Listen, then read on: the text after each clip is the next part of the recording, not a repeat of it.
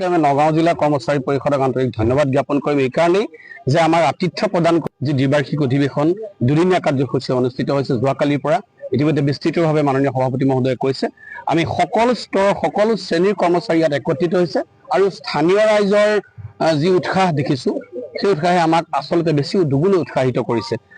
আজিজুৰ ৰহমান আজি ৩৮ সংখ্যক নগাঁও জিলা কৰ্মচাৰী পৰিষদৰ যি দুদিনীয়া কাৰ্যসূচীৰে আমাৰ অধিৱেশন হৈ আছিল আজি অন্তিম কাৰ্যসূচী আৰু এই অন্তিম কাৰ্যসূচীৰ গুৰুত্বপূৰ্ণ বৈঠক সন্মানীয় নগাঁও জিলাৰ প্ৰতিনিধিসকলে আজি নৱনিৰ্বাচিত কমিটিখনত আমাৰ সন্মানীয় যোগেশ্বৰ ৰাজখোৱাদেৱক সভাপতি হিচাপে নিৰ্বাচন কৰিলে আৰু আমাক সম্পাদকৰ গুৰু দায়িত্ব অৰ্পণ কৰিছে।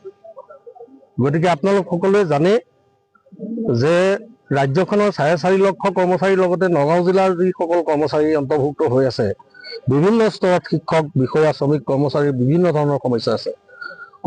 আমি সদায় শ্ৰমিকসকলৰ ক্ষেত্ৰত আমি আগতেও কৰ্মচাৰী পৰিষদে এটা দাবী কৰিছোঁ যিসকল শ্ৰমিক master work charge fix pay casual এইসকলৰ ক্ষেত্ৰত আমাৰ এটা নীতি স্পষ্ট আৰু চৰকাৰৰ ওচৰত আমাৰ এটা স্পষ্ট দাবী আছে যে একে কামৰ একে মজুৰি হ'ব লাগে।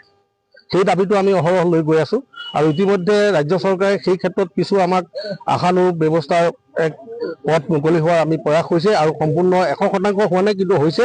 আমি আশাবাদী যে আমি 100% পাম যিহেতুকে আমি ৰাজ্যখনৰ জনগণৰ সেৱাত নিয়োজিত একোজন শিক্ষক বিষয়া শ্ৰমিক কৰ্মচাৰী।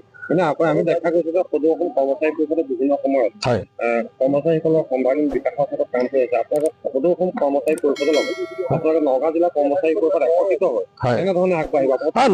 নিশ্চিতভাৱে আমি অবিৰতভাৱে আৰু নিৰবিচ্ছিন্নভাৱে সদৌ অসম কৰ্মচাৰী পৰিষদৰ এটা অংগ হিচাপে নগাঁও জিলা কৰ্মচাৰী পৰিষদৰ নেতৃত্ব আমি তেতিয়াও দি আহিছোঁ এতিয়াও দি আহিছোঁ আৰু ভৱিষ্যতেও আমি দিব লাগিব। তাৰ কাৰণে আমি সকলো সংকল্পবদ্ধ আৰু মই আপোনালোকক এটা কথা আহ্বান জনাম যে নগাঁও জিলা আজি নৱনিৰ্বাচিত কমিটিখনৰ হিচাপে মই সম্পাদক হিচাপে আজি দায়িত্ব জাষ্ট এইমাত্ৰ ঘোষণা হৈছে পৰৱৰ্তী সময়ত কাৰ্যনিৰ্বাহ কৰিম। মই আশা ৰাখিছোঁ যে আশা ৰখাৰ লগতে মই আপোনালোকৰ সংবাদ মাধ্যমৰ জৰিয়তেও সমগ্ৰ নগাঁওবাসীৰ এই সমূহ কৰ্মচাৰী সমাজক মই এটা আহ্বান জনাম যে আমি সমন্বয়ৰ এটা দোলেৰে আগবাঢ়ি গৈ ৰাজ্যখনৰ কৰ্মচাৰী সমাজখনৰ লগতে ৰাজ্যৰ জনগণৰ সেৱা কৰাৰ যিটো দায়িত্ব আমাৰ ওপৰত ন্যস্ত কৰা হৈছে সেই দায়িত্বৰ পৰা যাতে কিঞ্চিতো আমি বিচলিত নহওঁ তাৰ প্ৰতি আমি গুৰুত্ব প্ৰদান কৰিম প্ৰত্যেক স্তৰত।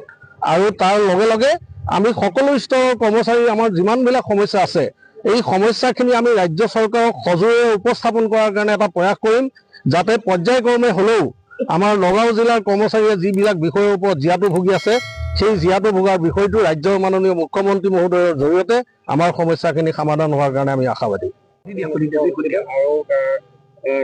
কেতিয়াবা কাৰ্যসূচী অনুষ্ঠিত হৈছিলে কেতিয়া শেষ হৈছে? ধন্যবাদ। নগাঁও জিলা কৰ্মচাৰী পৰিষদৰ ৩৮ সংখ্যক দ্বিবাৰ্ষিক পূৰ্ণাংগ অধিৱেশন যোৱাকালি 11 বজাৰ পৰা আৰম্ভ হৈছে। যোৱাকালি আমাৰ কাৰ্যনিৰ্বাহক সভা আছিল, অন্তিমখন কাৰ্যনিৰ্বাহক সভা। এই কাৰ্যনিৰ্বাহক সভাখনে আমাৰ বিগত যি দুবছৰীয়া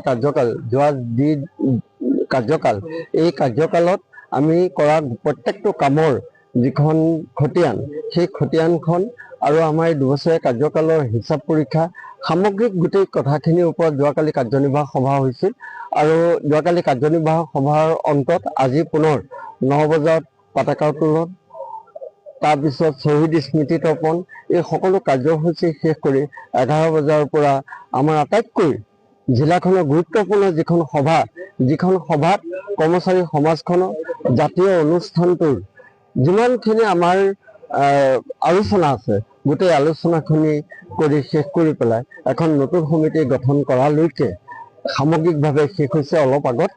গতিকে এই কৰ্মচাৰী পৰিষদৰ প্ৰতিনিধি সভাই সদৌ অসম কৰ্মচাৰী পৰিষদৰ যি কাৰ্যপন্থা আমাৰ ধেৰ কাৰ্যপন্থা আছে, বিভিন্ন 144টাতকৈ অধিক কৰ্মচাৰী সংগঠন আছে। এই সংগঠনসমূহৰ যি ব্যক্তিগতভাৱে সেই নিৰ্দিষ্ট অনুষ্ঠানটোৰ যিবিলাক সমস্যা আছে সমস্যাৰাজিবিলাক ইয়াত আলোচনা হৈছে। সকলো কৰ্মচাৰীয়ে যিটো মৌলিক যি সমস্যা এই সমস্যাকেইটা আমাৰ ইয়াত আজি প্ৰতিনিধি সভাত আলোচনা হৈছে আৰু তাৰ পৰৱৰ্তী সময়তে নতুন সমিতি গঠন হৈছে। গতিকে আমি নগাঁও জিলা কৰ্মচাৰী পৰিষদৰ ৩৮ সংখ্যক দ্বিবাৰ্ষিক অধিৱেশনৰ আতিথ্য প্ৰদান কৰিবলৈ পাই আমি নিজে সৌভাগ্য বুলি কৈছো। আপোনালোক সকলোৱে জানে যে কৰ্মচাৰী পৰিষদ সকলো স্তৰৰ কৰ্মচাৰীৰ এটা একত্ৰিত সংগঠন, যি সকলোবিলাক কথা চৰকাৰৰ দৃষ্টি নিক্ষেপ কৰিব পাৰে, আৰু সেই পদক্ষেপ লৈ ইতিমধ্যে কৰ্মচাৰী পৰিষদ আগবাঢ়ি গৈছে। আৰু নগাঁও জিলা কৰ্মচাৰী পৰিষদ সদৌ অসম কৰ্মচাৰী পৰিষদৰ এখন ষ্ট্ৰং কৰ্মচাৰী পৰিষদ বুলি সকলোৱে জানে, আৰু সেই বলিষ্ঠ পদক্ষেপেৰে আমি আগবাঢ়ি গৈ থাকিম আৰু আমি সহযোগিতা আগবাঢ়িম। আশা কৰিম অঞ্চলৰ সকলো আমাৰ পৰিগ্ৰাম আঞ্চলিক কৰ্মচাৰী পৰিষদৰ সকলোৱে এনেদৰে সহযোগিতা আগবঢ়াই কৰ্মচাৰী পৰিষদক উজ্জীৱিত কৰি